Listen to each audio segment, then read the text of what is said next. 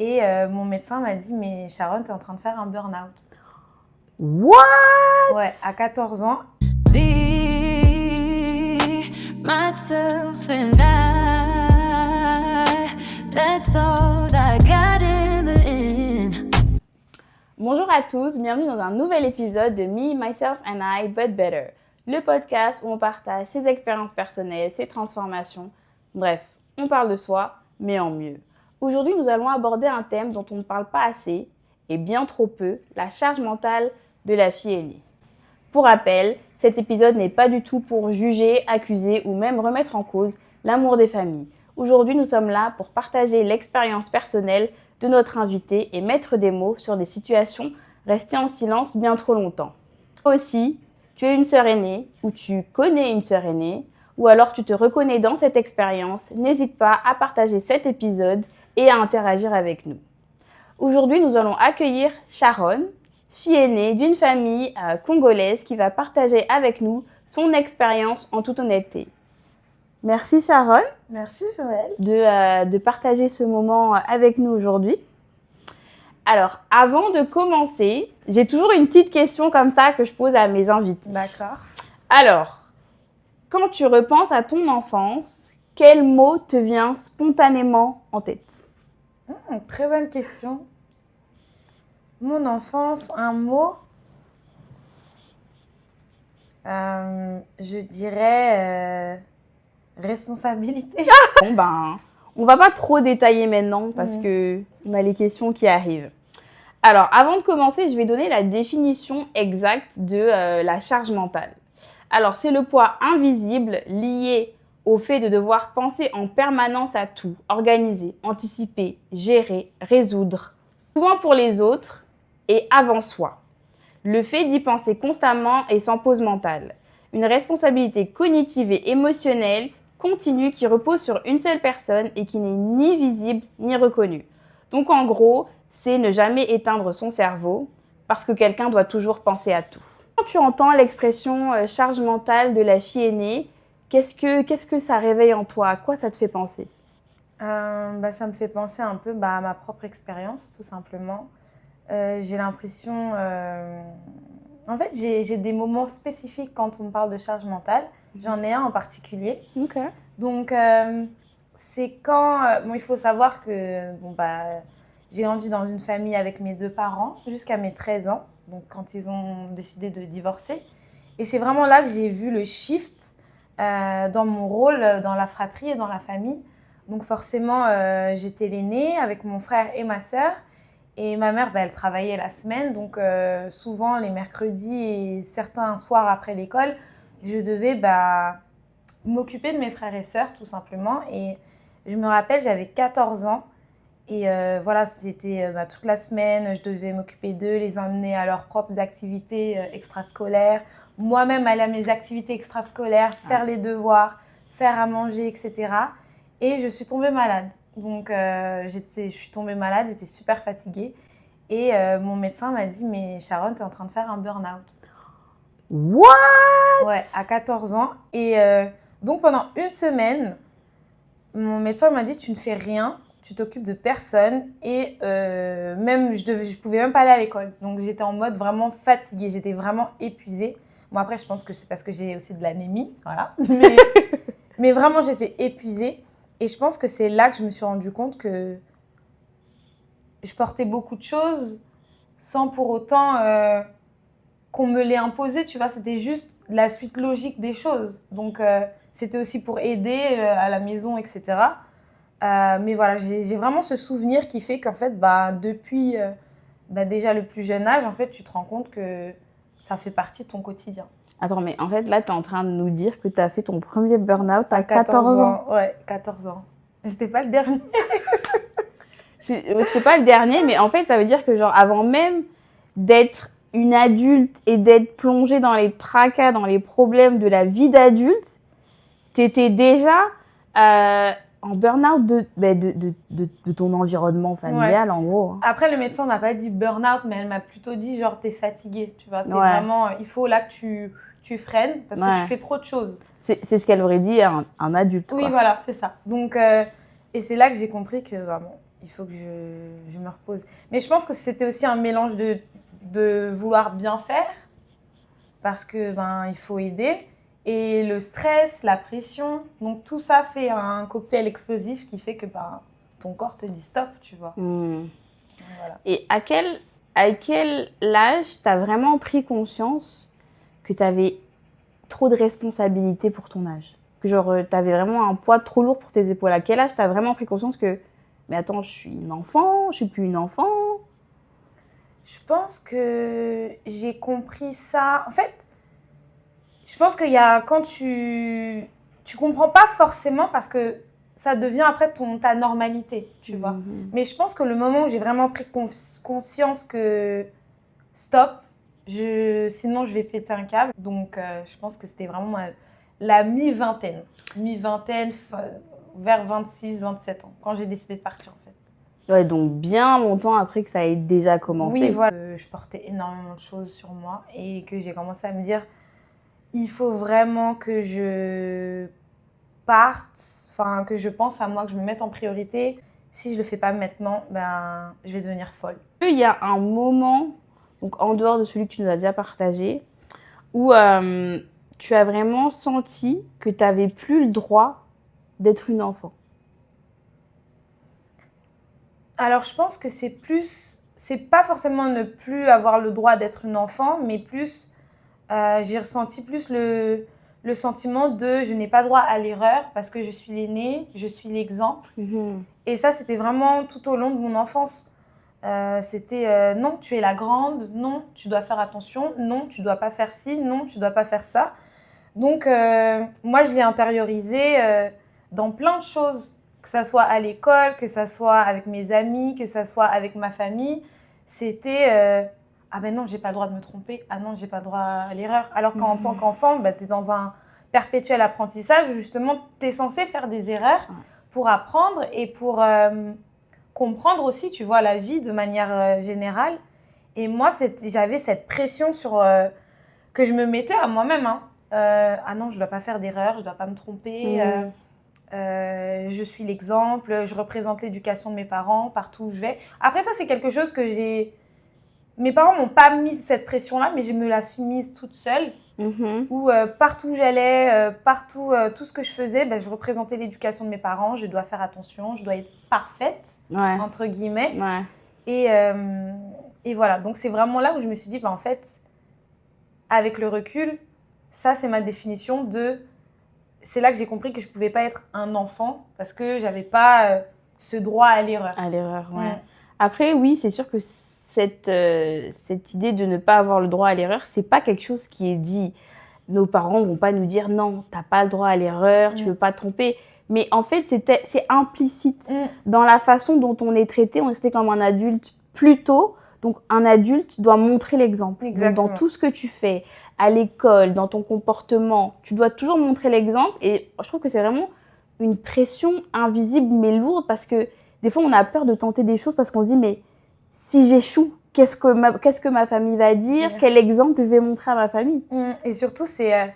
voilà, moi, j'ai vraiment grandi avec ce sentiment de je dois rendre fiers mes parents, je dois tout faire correctement, tu vois. Et je pense que ça a eu aussi après un impact, tu vois, dans plein de choses. Est-ce que tu as l'impression que dans cette quête de rendre fiers mes parents, tes parents sont fiers de toi aujourd'hui?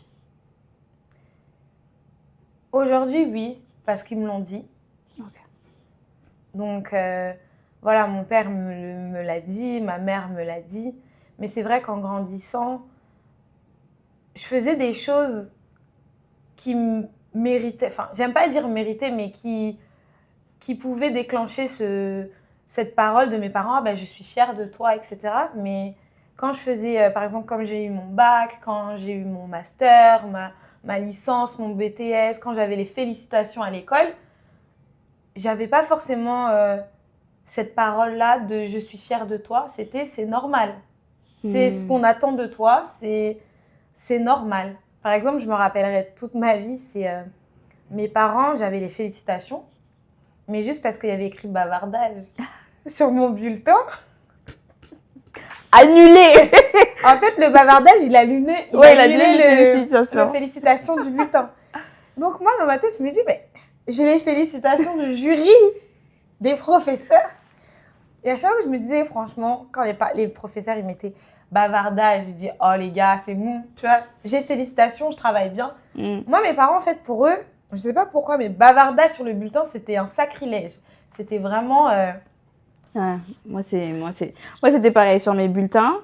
C'était bien, mais bavardage, Ouais, bavardage en classe, ouais. bavardage avec ses camarades de classe. Exactement. Donc, voilà, j'ai eu mon bac. Je me rappelle, j'ai dit, ah papa, j'ai eu mon bac. Il me dit, bon, bah, je savais déjà. Moi, c'est la même chose, tu vois. Genre, des fois, j'ai des victoires personnelles sur certaines choses. Et ma mère va me dire, mais je le savais déjà. Aïe!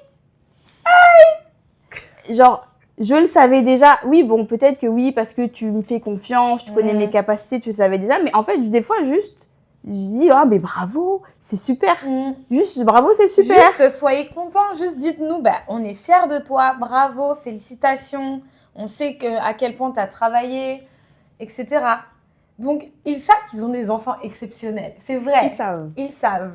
Mais quand même, ça ne tue pas de justement leur rappeler aussi que ben, c'est bien, tu vois, félicitations, on est fiers de toi et tout. Moi, la dernière fois que mon père m'a dit qu'il était fier de moi, c'était le mois dernier. On parlait au téléphone, enfin, j'aime bien parler avec mon père, on parle pendant très longtemps sur plein de sujets. Et je lui explique que voilà, j'ai fait ça cette année, j'ai atteint ces objectifs-là. Et il m'a dit, bah, je suis vraiment fière de toi, Chacha, et tout. Et ben, tu vois, il me l'a dit comme ça, mais et ben, ça m'a fait trop du bien. Ouais. Et ça m'a reboosté pour la semaine. J'ai dit, qui peut me saouler? Mon père m'a dit qu'il était fier de moi, tu vois. Qui me peut maintenant? Donc, c'est sûr, c'est vraiment que l'importance des mots, parce qu'au fond, on sait que l'intention n'est pas mauvaise, mais c'est juste dans la façon dont on le reçoit. Enfin, juste les mots utilisés, souvent, c'est pas forcément les bons mots. Mais après, je me dis, souvent, les parents ne font que transmettre ce qu'eux-mêmes ont reçu. De la façon dont eux, ils ont reçu les choses, c'est de cette façon-là qu'ils nous la transmettent aussi. Ouais, c'est ça. Est-ce que tu sens une différence de traitement entre toi et tes frères et sœurs? Oui, mais c'est évident. Vraiment, ça devait être la première question. Moi, mais je pense déjà parce que je suis la première. Donc, les parents... C'est logique, c'est le premier enfant, ils veulent bien faire, donc ils vont être beaucoup plus exigeants avec toi, serré. Ouais. Moi, ma mère, elle a serré, mais même quand il fallait pas serrer, elle a serré. Parce que moi, j'avais déjà conscience je dois être une bonne enfant, je dois être une bonne élève, je représente encore une fois ma mère partout où je vais. Donc, j'étais très consciencieuse par rapport à mon comportement, par rapport à mon éducation. Donc, j'allais pas aller faire n'importe quoi. Mais ma mère était quand même dure avec moi. Et parfois, je lui disais, dans ma tête, je me dis, mais ma mère, elle se rend pas compte, elle a un enfant super. Parce que, sans me lancer de fleurs, hein, mais j'avais vraiment conscience je ne peux pas me permettre de faire n'importe quoi. Et j'aurais aimé qu'elle soit un peu plus douce et un peu plus laxiste avec moi. Parce qu'elle avait vraiment pas besoin d'être dure avec moi. Est-ce que tu as des exemples concrets de choses sur lesquelles elle est très, très dure avec toi?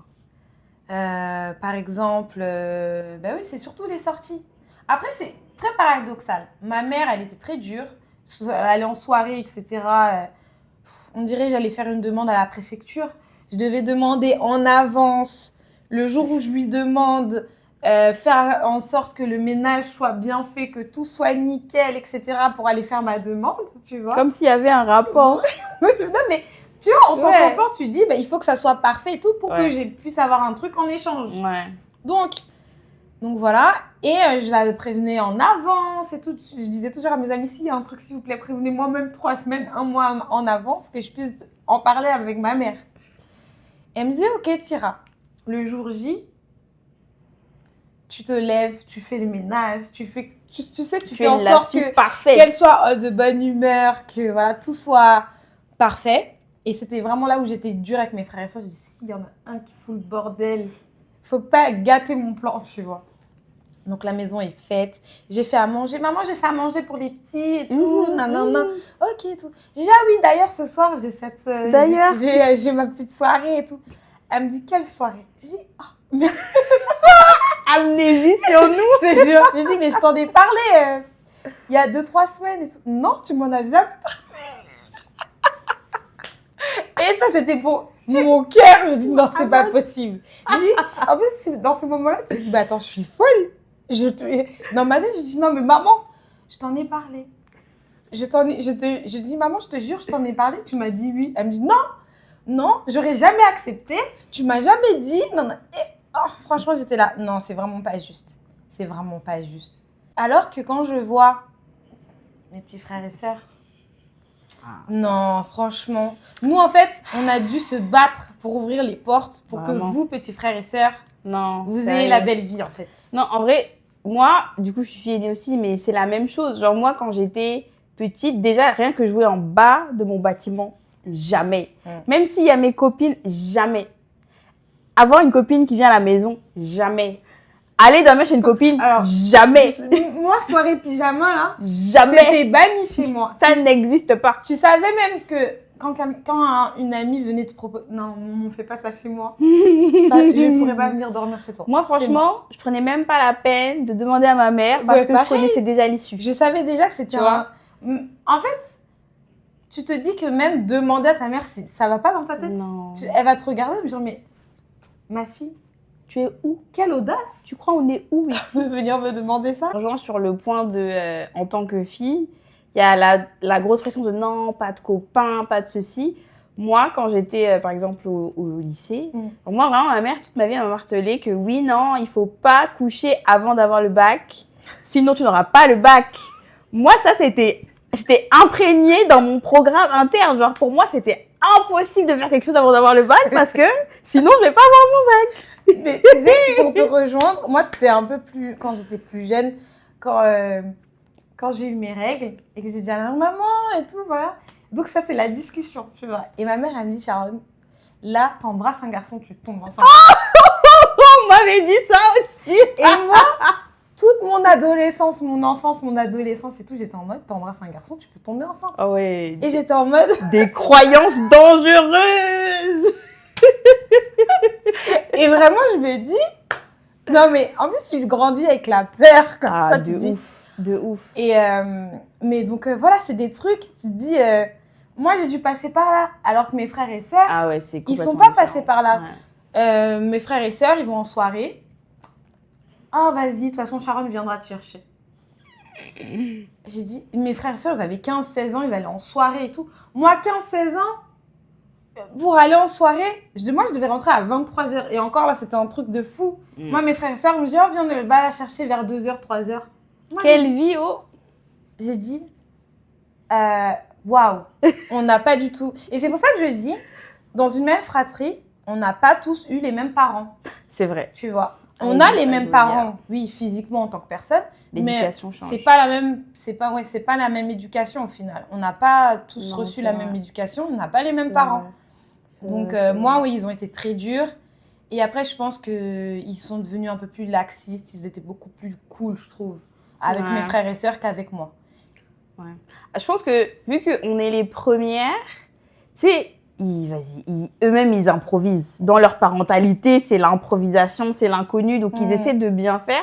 Je pense qu'en essayant de bien faire, ils en font trop. Genre, il y a trop de privation. Ouais. Et qu'avec le temps, déjà, ils vieillissent et ils n'ont plus la même énergie Ils ont plus la... Moi, pour je aller les vois contrôler. avec mes petits... Non. Donc, ils lâchent du lest. En tant qu'aînée, avec mes frères et sœurs.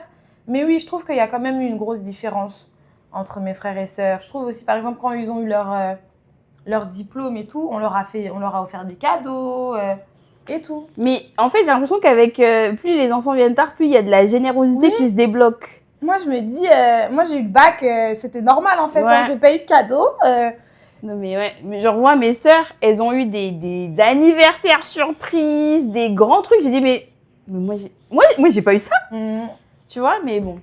Pareil, moi, mes parents, jamais je les ai vus. Vas-y, on va organiser un anniversaire pour Sharon. Parce que vu que je suis l'aînée et que c'était ce qui Normal. était attendu et que c'était Ouais. normal, pourquoi on va te donner un cadeau? Parce que normalement, on te donne un cadeau parce que c'est pour te féliciter, c'est exceptionnel, etc. Moi, c'était pas ça du tout. Alors qu'avec mes frères et sœurs, On leur a offert le permis. Mais pareil. Moi, on m'a pas offert le permis. Non, on m'a rien offert. J'ai payé mon permis. Pareil. J'ai acheté ma première voiture. Pareil. Toute seule. Donc voilà. Après, ma mère, pour revenir à ma mère là, qui m'empêchait de sortir, très paradoxale cette femme, parce que elle m'empêchait de sortir, mais voyager, elle me laissait voyager. Elle m'envoyait toujours en colonie. Elle m'envoyait, voilà. Par contre, oui, voyager dans un cadre organisé, écolo. 15 ans, je suis partie en Grèce. À 16 ans, je suis allée à Londres. Enfin, voilà. Ouais. Elle, quand même, oui. Elle était peut-être dure dans le quotidien. Mais voilà, tu peux aller en colo, il n'y a pas de souci. Ok. Ouais, mais sortir, là, c'était compliqué. Ça me fait trop rire l'histoire du permis parce que j'ai payé mon permis toute seule. Et Dieu sait que je l'ai passé un certain nombre de fois. Ça m'a coûté un paquet d'argent. Pareil. Ma première voiture, je l'ai achetée toute seule. Ok, je ne l'ai pas payée très cher, mais je l'ai achetée toute seule. Alors que je vois mes sœurs, l'une, on lui a payé son code. L'autre, on lui a payé son permis, une partie de son permis. L'autre, on lui a acheté on lui a acheté une voiture. Une Mini Cooper. J'ai dit, mais... Ouais. J'ai dit, mais moi, là, c'était une Nissan Micra, les modèles à l'ancienne, hein. Moi, j'avais une C3. Climatisation, je n'avais pas, hein. On n'a pas eu les mêmes vies, hein. Vraiment. Ouais. Mais après, je suis très contente pour eux. Même si des fois, tu es en mode... j'aurais aimé qu'ils la vivent aussi un peu à la dure, pour qu'ils comprennent aussi la vie, tu vois. Mais ouais, après, je me dis, bon, bah... C'est que ça devait se passer comme ça. Et que voilà, c'est tout. C'est tout. C'est tout. Il n'y a pas de jalousie, il n'y a pas de... Non, c'est juste parfois, tu as un peu le seum en mode... parce que toi, en tant qu'enfant, tu te dis, bon, si tes parents ne le font pas, c'est parce que ils ne le font pas. Mais après, quand tu te rends compte qu'en fait, ils sont capables de le faire, parce qu'ils le font avec tes frères et sœurs, je me dis, mais qu'est-ce qui les a empêchés justement de me traiter aussi de la même manière? Moi, j'ai dit, hein, et les enfants aînés, surtout les filles, on est les brouillons. On Ouais, est les on est prototypes. grave les C'est sur nous qu'on fait les essais strict, pas strict, laxiste, pas laxiste, cadeau, pas cadeau. Et du coup, les enfants d'après, ils rectifient le tir. Ouais. L'enfant d'après encore, il rectifie encore plus le tir. Donc bon. Comment, selon toi, ce rôle de fille aînée a impacté ta vie d'adulte? Est-ce que tu sens vraiment que parce que tu as été une fille aînée, on t'a donné des responsabilités très tôt, que du coup, aujourd'hui, dans ta vie d'adulte, tu as des répercussions dans ce niveau-là? Ouais, je trouve que ça a vraiment eu un impact dans mes dynamiques, dans toutes mes relations. Donc, dans mes amitiés, par exemple, j'ai l'impression que je suis souvent la grande sœur, celle qui va donner les tips, celle qui va être plus empathique, par exemple, et qui va moins en demander. Donc, j'aurai moins d'attentes, tu vois. Je vais être un peu plus... En fait, je trouve que nous, en tant que grande sœur, dis-moi si je me trompe, peut-être tu ne te reconnaîtras pas dans ça, mais je trouve que parce que nous, les gens n'ont pas été empathiques envers nous, on va l'être plus avec les autres. On va plus savoir se mettre dans les choses... Enfin, je vais les traduire, put myself in your shoes. Mais on va plus se mettre... à la place des autres. À la place des autres, c'est ça. Donc, on va être plus empathique, un peu plus compréhensive. Et moi, je vais être plus aussi avoir un côté protecteur. Je veux booster les autres. Et voilà. Et souvent aussi, j'ai remarqué, bon, aujourd'hui, ça va un peu mieux, mais j'étais plus... je vais grave kiffer aider. Genre, mon langage de l'amour, c'est aider les gens, être là pour eux, etc. Aujourd'hui, j'ai essayé de balance, de mieux équilibrer ça parce que, encore une fois, après, ça revenait sur... je me donne à 100% pour tout le monde. Mais, et je dis pas que je le faisais et j'attendais quelque chose en retour, mais quand je voyais aussi comment certaines amies se comportaient avec moi, elles me donnaient que leurs 20%. Et c'est OK, tu vois, parce qu'on ne peut pas donner 100% à tout le monde, c'est normal. Mais c'est là que je me suis rendu compte que moi, je donne beaucoup. Elle me donne 20% et c'est suffisant, tu vois, pour le cas actuel. Et c'est là que je me suis rendu compte que, en fait, quand t'es grande sœur, on t'a tellement appris il faut te donner à fond, etc. Et moi, je me donnais à fond pour tout le monde. Des fois, tu vas pas dire non, j'étais vraiment une people pleaser. Ouais, Vraiment. C'est ça exactement ça. Ça aussi. C'est, oui, ok, bon, c'est parce qu'en fait, on t'a conditionné pour, en fait, ta valeur, c'est réussir les tâches, réussir d'être une personne parfaite, Et c'est pas le fait de jouer un rôle, tu joues pas un rôle, c'est ce que t'as appris, tu vois, toute ton enfance. C'est comme ça qu'on t'a élevé et éduqué. Donc, si tu fais pas quelque chose, ta valeur, en fait, elle disparaît. C'est ça. Tu vois. C'est ça. Et en fait, c'est compliqué d'en sortir parce que tu rattaches ta valeur au nombre d'actions, à ta tu fais pour les gens, ouais. autres. Et au final, non, c'est pas ça. Mais souvent, ce que j'ai remarqué, c'est que quand quelqu'un qui a tendance à donner énormément arrête, les personnes qui ont l'habitude de recevoir... Ah, tu deviens mauvais, hein. Ah, mais moi, dans ma famille... mais vraiment, ma famille, hein, je les aime de dingue, mais c'est exactement ça. Le jour où tu dis non... C'est pas normal, hein. Donc, les 99 fois où j'étais là pour vous, je vous ai aidé, etc., la fois où je dis non parce que j'en peux plus ou parce que je suis fatiguée ou parce que je n'ai pas les capacités pour vous aider, tu vois. Ah, t'es mauvaise, t'es méchante. Tu vois, c'est très... Et après, ça te fait culpabiliser aussi. Ma mère, elle m'utilisait beaucoup aussi pour faire peur à mes frères et sœurs. Par exemple, ils faisaient une bêtise, je vais dire à Sharon. Ah ouais. Tu vois, attends, je vais dire à Sharon. Ou on va demander à Sharon. Enfin, voilà. Donc, j'avais un peu ce rôle de méchante. De méchante. Alors que je n'ai pas demandé, tu vois. Donc, et j'en ai parlé un peu après à mon frère à l'âge adulte. Et lui, tu te rends pas compte que c'est compliqué de passer après toi. Moi, je me suis dit, oh, comment ça? Il me dit, non, mais toi, t'as tout bien fait, t'as tout fait. Aussi, papa et maman, toujours, ils ont dit, faites comme ça. Enfin, ils n'ont pas forcément vocalisé ça, mais ça va être, regarde Sharon, tu vois. Et mon frère, il m'a dit ça, j'étais choquée parce que je me suis dit, souvent, tu penses à toi, je pense à ma perception des choses. Et c'est vrai que d'avoir eu sa perception aussi, je me suis dit, ah, j'avoue, le pauvre et tout, chaud et tout. Mais je lui dis, et après, on a vraiment eu une conversation où je lui disais, mais tu crois que ça a été facile pour moi? Moi, j'ai pas demandé. Tu vois, moi, j'avais toujours ce rôle où j'ai l'impression qu'on me sollicitait toujours pour t'engueuler, par exemple, quand tu avais fait une bêtise ou pour t'aider, parce que voilà. Mais moi, j'ai pas demandé. Moi, j'aurais aimé aussi m'asseoir et me dire, ah, chaud pour toi, tu vas faire comment? Tu vois, comme tous les frères et sœurs. Mais non, tu avais ce rôle de, t'es la police, limite, je suis Mobutu, quoi, dans la famille. Donc, alors que j'ai pas demandé ce rôle. C'est vrai. Mais voilà, ouais, c'est... Non, c'est vrai. C'est vrai que même pareil, moi, tu vois, en tant que personne, je n'estime pas que j'ai fait les choses parfaitement. Mais d'un point de vue, je pense que d'un point de vue extérieur, tu vois, mes sœurs, elles vont se dire, ouais, Joël, elle fait tout bien, Joël, il n'y a pas de problème pour elle, tout. Alors que, on struggle. C'est juste qu'on n'en parle pas. C'est juste qu'on n'en parle pas parce qu'on a l'habitude de prendre sur nous. Et aussi, ça soulève la question du, est-ce qu'on arrive à demander de l'aide?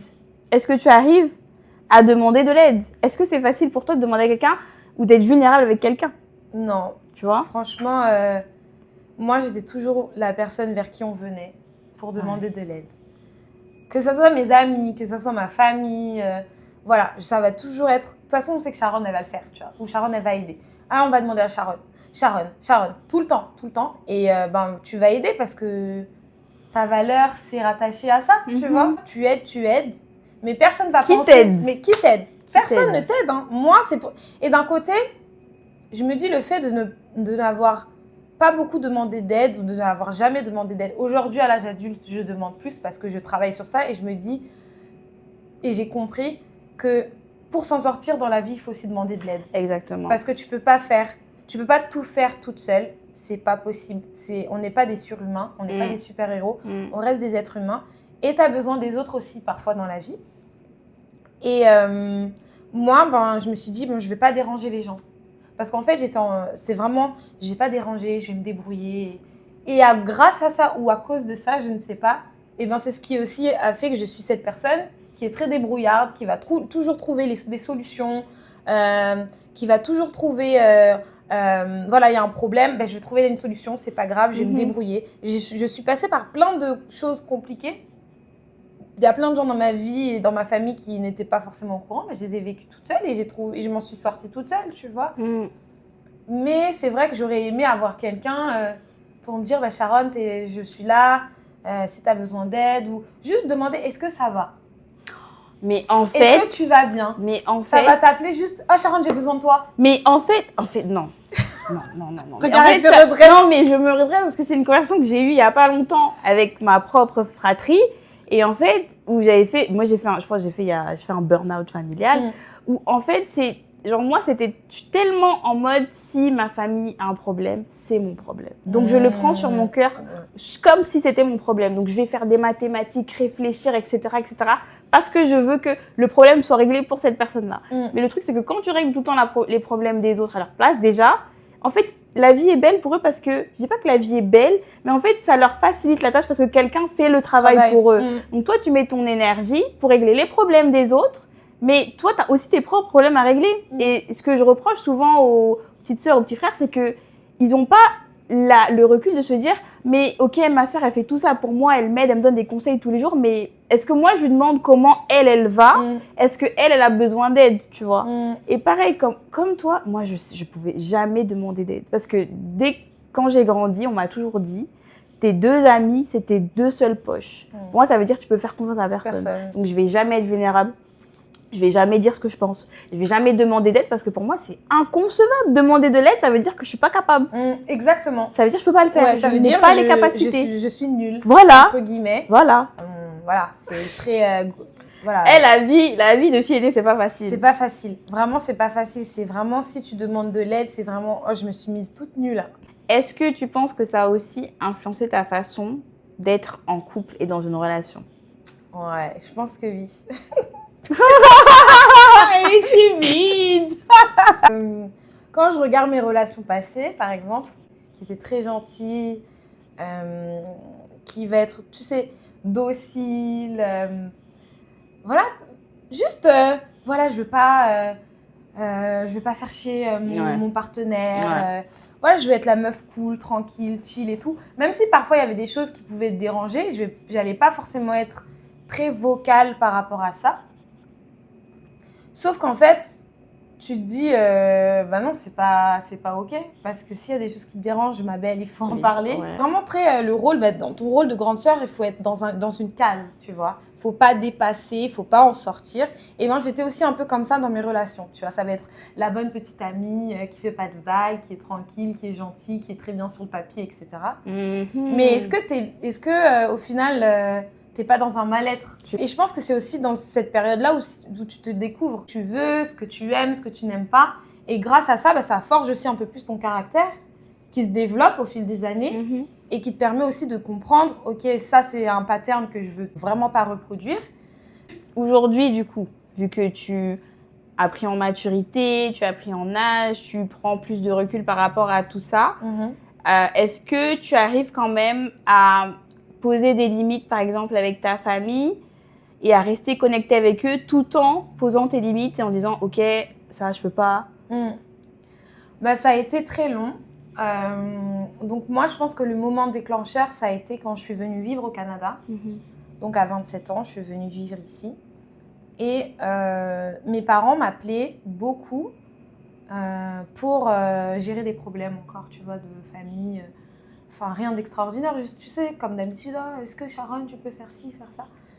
Donc, et souvent, et mes parents, peut-être qu'ils s'en rendaient pas compte, mais ils m'appelaient. C'était même pas pour savoir moi comment j'allais, comment ça se passait. C'était « Ah, Sharon, ça va? Oui. Donc, oui, est-ce que tu as appelé ton frère? Est-ce que tu as appelé ta sœur? Etc. » Et donc, au début, parce que c'est ce que tu as toujours connu, tu réponds, tu vas faire. Et tu es en mode, moi, je viens d'arriver dans un nouveau pays. Je suis en train moi-même de gérer, d'essayer de trouver mes marques, etc. Je dois encore gérer des choses à l'autre bout de la planète. Un jour, j'ai craqué. Ouais, tu m'étonnes. Un jour, j'ai craqué. Et j'ai dit à mes parents, voilà, si vous m'appelez pour me parler de mes frères et sœurs ou d'autres choses, mais pas de moi, je veux pas en fait. Et donc, maintenant, je filtrais mes appels. Donc, dès qu'ils m'appelaient, je dis « Tu m'appelles pourquoi ?» Quel est le sujet? Et mon pauvre papa, oh, un jour il m'a dit, m'appelle. Je t'appelle pas pour ton frère, hein, mais... Promis. Oh, mon petit papa. Clash avec mes parents parce que, donc, comme je disais, j'ai dit, on est marre, vous m'appelez tout le temps pour les autres, etc. Et pourquoi vous m'appelez jamais pour moi? C'est toujours pour eux. Naïvement, que si je partais, eh ben, j'allais laisser les problèmes, tu vois, derrière. Sauf que non, en fait. Donc, ils ont continué à m'appeler, à me dire, ah Sharon, il y a eu ci, il y a eu ça. Et en plus, pareil que toi, moi, je prends très à cœur les problèmes de ma famille. Donc, même si je ne suis pas là concernée, eh ben, ça reste ma famille et ça va me faire mal. Donc, ils vont m'appeler. Il y a le décalage horaire. Ils vont t'appeler, par exemple, je ne sais pas, le matin ou l'après-midi ici. Ils t'appellent, ils se déchargent. Eux, ils vont dormir. Sauf que toi, ta journée, elle continue et bah, ça bousille toute ta journée. Et toi, t'as personne à qui décharger. Exactement. Et toi, t'as personne à qui décharger. Donc, toi, tu es là, tu te retrouves toute seule avec les problèmes des autres. Moi, j'ai intériorisé appel de la famille égale problème. Donc, dès que je voyais mon père ou ma mère appeler, je me disais, oh là là, qu'est-ce qui se passe? Donc, j'étais devenue anxieuse. Ouais. Tu vois, juste de voir les appels de ma famille.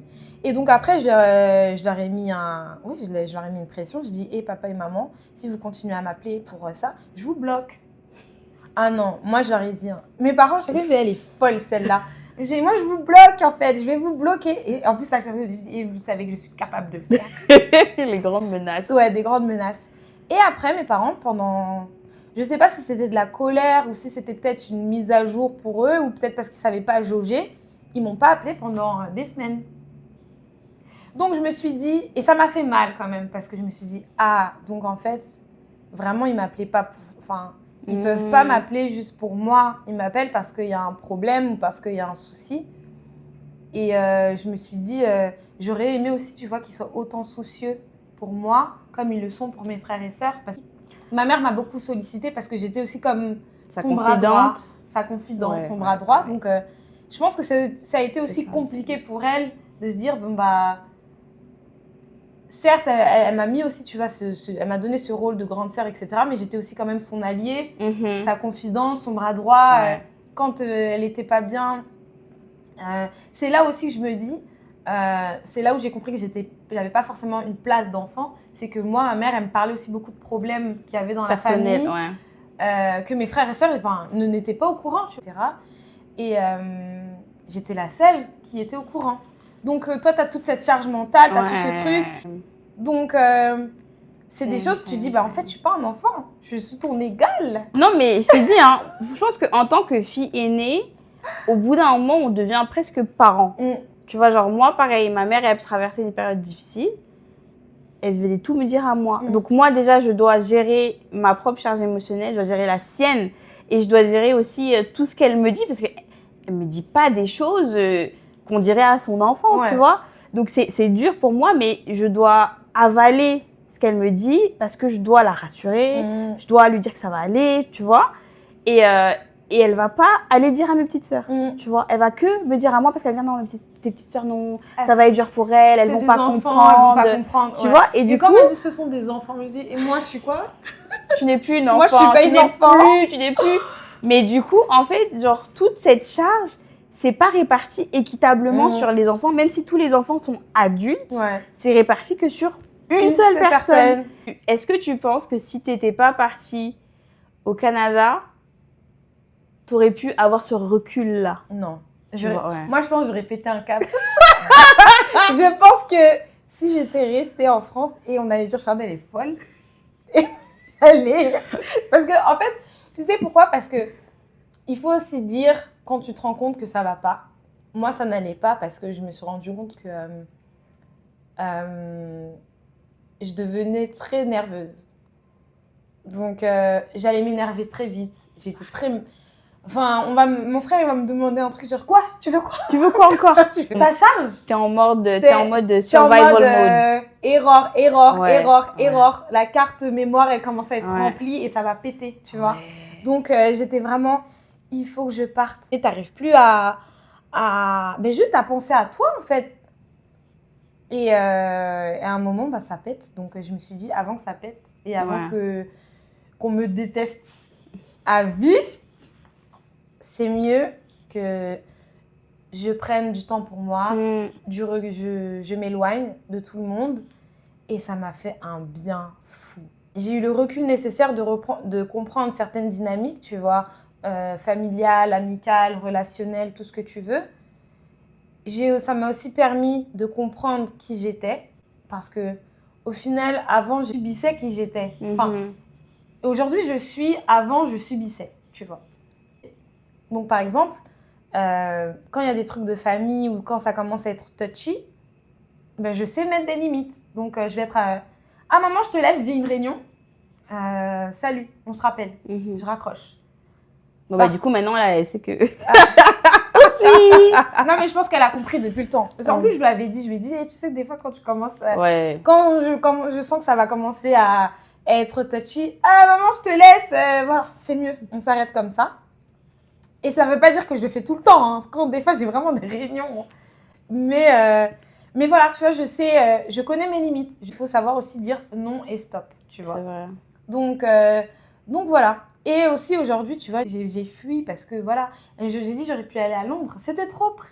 Ah, t'étais trop accessible encore à Londres. Trop près. Et avec ma mère, on en rigole aujourd'hui parce que tu vois, on a aussi le recul nécessaire. Et ma mère aussi, elle est venue. On a eu des super discussions sincères où elle s'est excusée, tu vois, parce qu'elle s'est dit, bah, il y a des choses, bah voilà, j'essaie de faire de mon mieux. Je m'en rends pas forcément compte, tu vois. Donc ça fait du bien aussi de se dire que, bon, bah. Voilà, on a essayé quand même de comprendre, même si ça a pris du temps, presque 30 ans, tu vois. Alors aujourd'hui, est-ce qu'il y a des choses que tu t'autorises à faire que la toi d'avant ne s'autorisait pas? Donc, très bonne question d'ailleurs. Je pense de me mettre en priorité, de prendre soin de moi. Je pense que pendant longtemps, tu sais, quand tu dépenses une grosse somme d'argent pour toi ou quand tu vas t'offrir des vacances ou t'offrir un cadeau ou un truc, eh ben... Pendant longtemps, je culpabilisais. Comme si je ne méritais pas, en fait, de prendre soin de moi. C'est bizarre de dire ça. Parce que je me dis, vu que moi, c'était tout le temps, je vais m'occuper des autres, etc.